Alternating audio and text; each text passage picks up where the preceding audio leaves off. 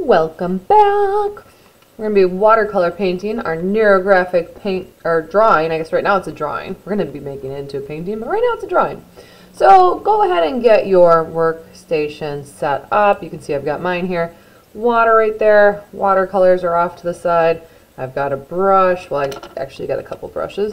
And you can see that my neurographic image is done. And it's still taped down to the paper behind it, so we're ready to paint it.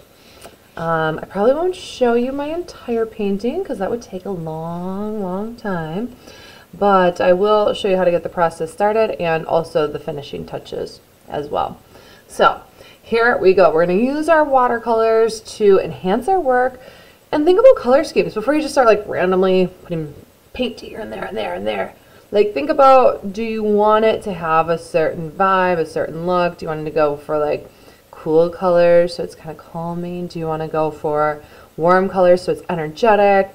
Do you want to use analogous colors, those colors next to each other on the color wheel? Maybe a color gradient too, kind of so it merges from one color to the next. You can't tell where one ends and the next begins, and it's just beautifully flowing, kind of like this, beautifully flowing. So think about all that before you get started.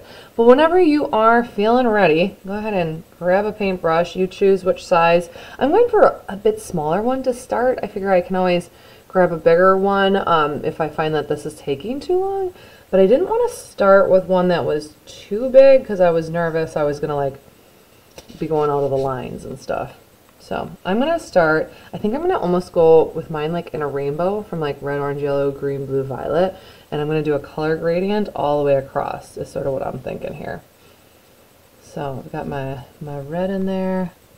I'm going to go for more of a pinkish one next. And flow those together.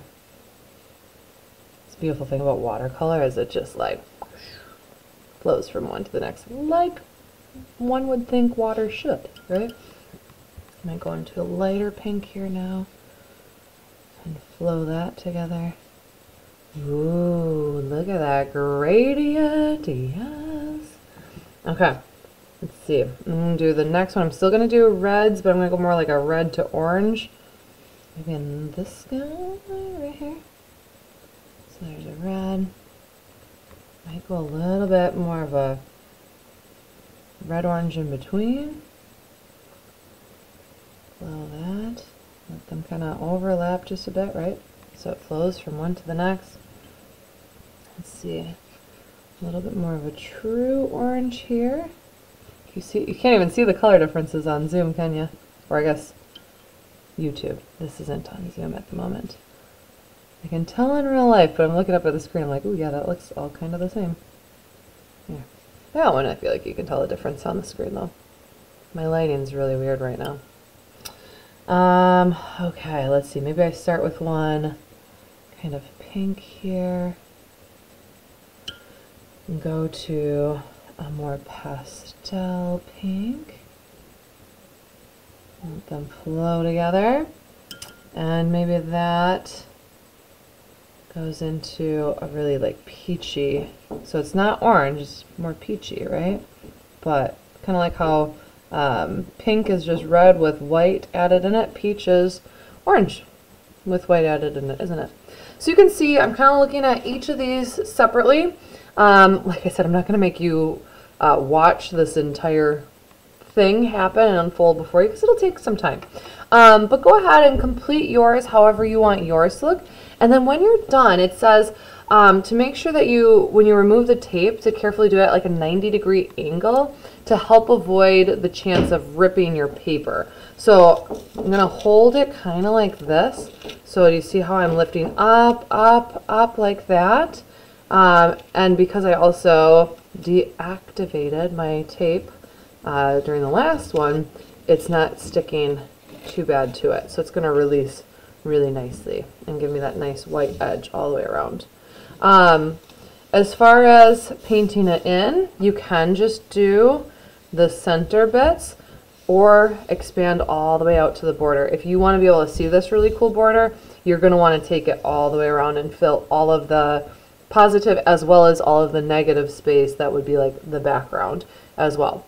But as long as you're filling all of the actual space, that positive space, we should be good. And I can't wait to see how this turns out. Like, I feel like this is its own little mini project within this bigger project, but it's only going to get cooler from here. So can't wait to see ya next time. Oh, and don't forget, next class is class 4. So you're going to want to make sure that you've got those 2 either printed or photocopied portraits. At least one of them must be human, and it has to be something that can be destroyed because it is going to get ruined. So don't have it be like a nice picture that you had hanging on the wall. Do not recommend. 0 out of 10. We might get in trouble for that one. So just make a photocopy of it, or if you've got something like a really cute photo but it's small, you know, maybe get the photo, put it into like a Google Doc or Google Slides, make it bigger, and then print it out. So we want it to fit, right? We want it to fit like this in here, no matter which way the person is facing. We just don't want them teeny tiny, like, hi, I'm just this little thing in this big piece of paper. We don't want that. Okay, so make sure it's filling up your full piece of computer paper. And once again, it's something that can be destroyed because it's going to get destroyed. All right, bye. See you next time.